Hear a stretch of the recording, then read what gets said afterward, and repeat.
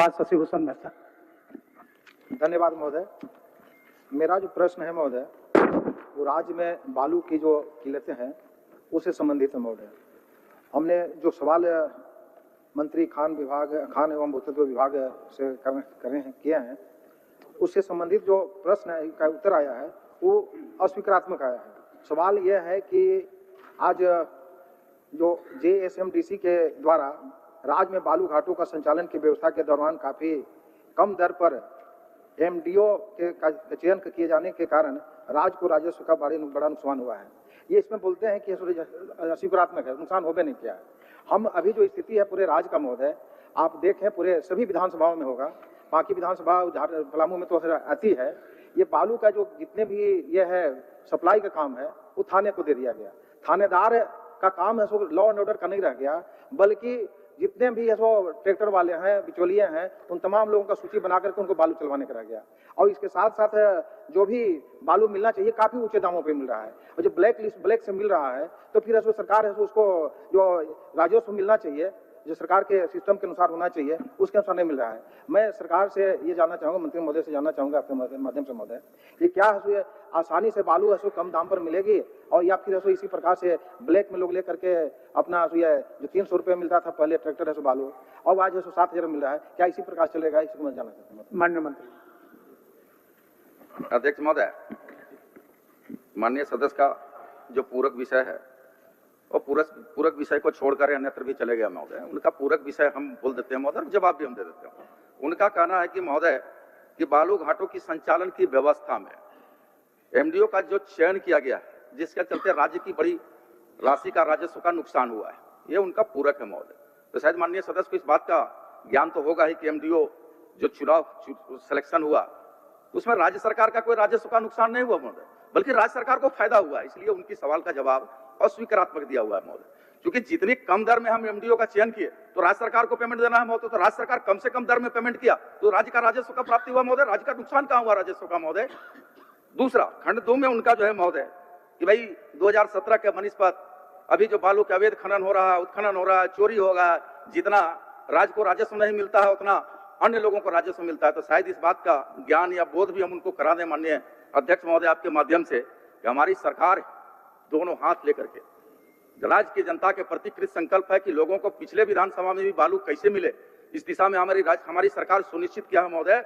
और आपको बताते हुए हर्ष हो रहा है महोदय कि जहां पर राज्य सरकार ने 374 घाट महोदय, 374 घाट पूरे राज्य में महोदय केवल 100 रुपया में 100 सेफ्टी बालू दे रही है, केवल 100 रुपया में 100 सेफ्टी बालू मुहैया करा रही है महोदय।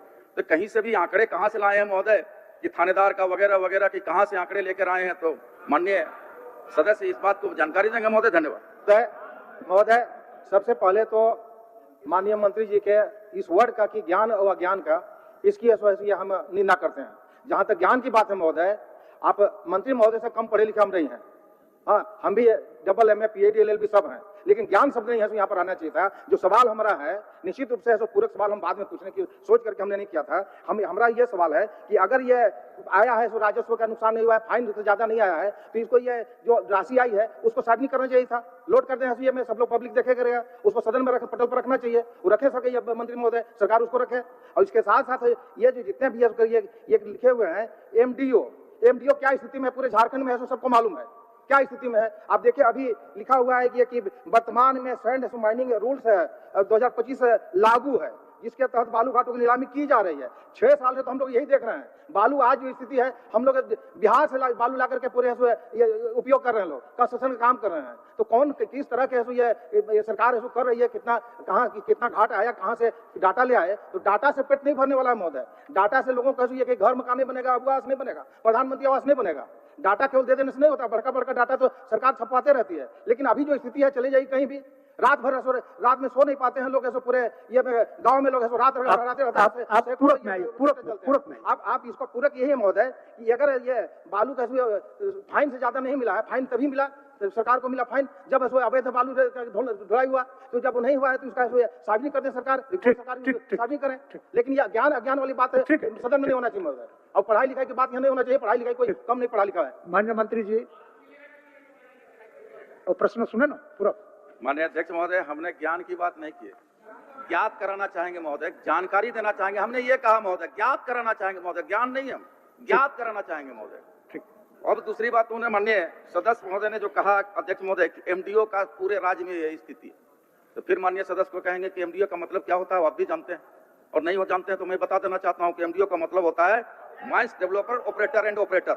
तो सरकार चयन की है महोदय, तो सरकार चयन के सरकार जब ओपन टेंडर हुआ महोदय, जिला में निविदा निकला कि भाई एमडीओ के लिए कौन कौन पार्टिसिपेट करेंगे, तो न्यूनतम दर जिसका हम लोग एक फिक्सेशन दर रेट तय किए थे महोदय, जिसका 52-53 रुपये के लगभग था, तो जो माइंस एंड डेवलपर ऑपरेटर है उसके लिए जो कोई 40 रुपया किया महोदय, कोई 30 रुपया किया, कोई 20 रुपया किया, और उस राज्य सरकार को राजस्व देना है महोदय, उसको पैसा देना है। तो महोदय राज्य सरकार को नुकसान कहां से हुआ महोदय? राज्य सरकार को नुकसान हुआ। दूसरा जो इन्होंने कहा महोदय कि राज्य में बालू नहीं मिल रहा है, तो मैं तो बार बार कह रहा हूं महोदय, सदन में कह रहा हूं कि 374 बालू घाट 100 रुपये पर सीएफटी में हमारी सरकार ग्राम सभा के माध्यम से गांव में मुहैया रही। तीसरा जो इन्होंने कहा महोदय, तीसरी बात जो इन्होंने कहा, पहले एक मिनट जवाब तो सुन लीजिए महोदय, जवाब सुन लीजिए, जवाब के बाद आप आइए ना, जवाब के बाद ईमानदारी पूर्वक पहले आप बैठिए। मान्य सदस्य खैर से सुनिए ना पहले। शशिभूषण जी, दूसरी बात जो मैं कह रहा हूं महोदय, तीसरी बात जो इन्होंने कहा कि भाई बालू घाटों की नीलामी नहीं हो रही है, तो फिर कहेंगे महोदय ज्ञात कराना चाहेंगे। ऑनरेबल हाईकोर्ट ने उसको पेशा कानून जब तक हम लागू नहीं करेंगे तब तक बालू घाटों की नीलामी नहीं हो पाएगी। तो बालू घाटों की नीलामी प्रक्रियाधीन है महोदय, जो ही ऑनरेबल हाईकोर्ट का इस तरह से कोई आदेश आएगा, हम लोग बालू घाट को पुनः नीलाम करेंगे महोदय। मेरा अध्यक्ष महोदय, माननीय मंत्री जी बात को तो अच्छे ढंग से लच्छेदार ढंग से रख रहे हैं। झारखंड की जनता को उससे लेना देना नहीं है अध्यक्ष महोदय। झारखंड में किस जिले में, किस शहर में, किस गांव में 100 रुपया सीएफटी बालू मुहैया होता है, आप सभी यहाँ माननीय सदस्य बैठे हैं, सरासर ये गलत है, नंबर 1। नंबर 2, जो 2025 का बालू का नीलामी का पॉलिसी है, वो ऐसा पॉलिसी पैकेज बना के है अध्यक्ष महोदय कि झारखंड का कोई भी आदमी वो बालू घाट का नीलामी में पार्टिसिपेट नहीं कर सकता है। फिर दिल्ली और मुंबई के लोग आएंगे। तीसरा, अगर बालू घाट का नीलामी नहीं हो रहा है तो पेशा कानून के लिए ऑनरेबल हाईकोर्ट अगर इनको इंस्ट्रक्शन दिया है तो ये काम सरकार का ना है अध्यक्ष महोदय, पेशा कानून किस स्थिति में करें। आम इन माननीय सदस्य का सिर्फ इतना प्रश्न है कि बालू का अवैध कारोबार चल रहा है, पॉइंट नंबर 1। दूसरा, बालू आम जनता को, गरीब को, अगुआ आवास हो, प्रधानमंत्री आवास हो, अपना घर मकान बनाना, किसी को अध्यक्ष महोदय 100 रुपया सीएफटी, मतलब ट्रैक्टर 200 रुपया में 200 सीएफटी होता है।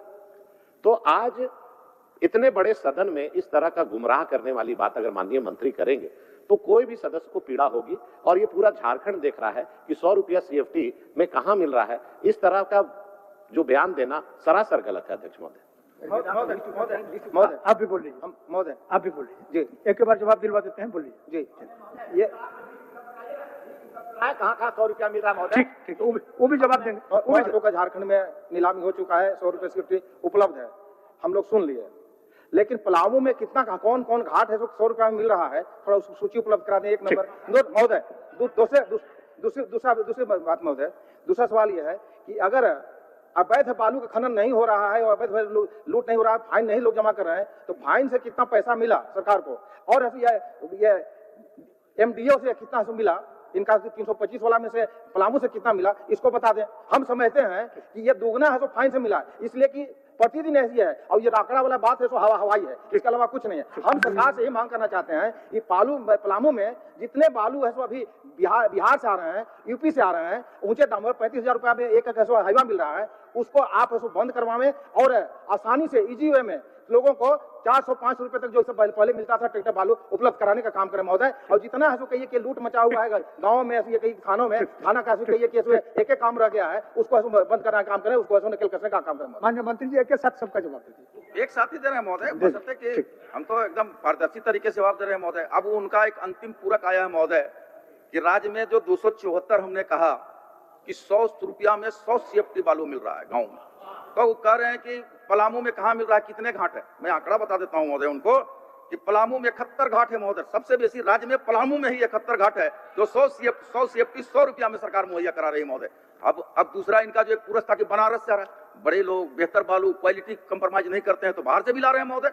अब उसमें हम लोग कोई क्या कर सकते हैं महोदय, लेकिन 71 घाट पलामू में 100 रुपया पर 100 सीएफटी इनको बालू मुहैया करा दिया जा रहा है महोदय।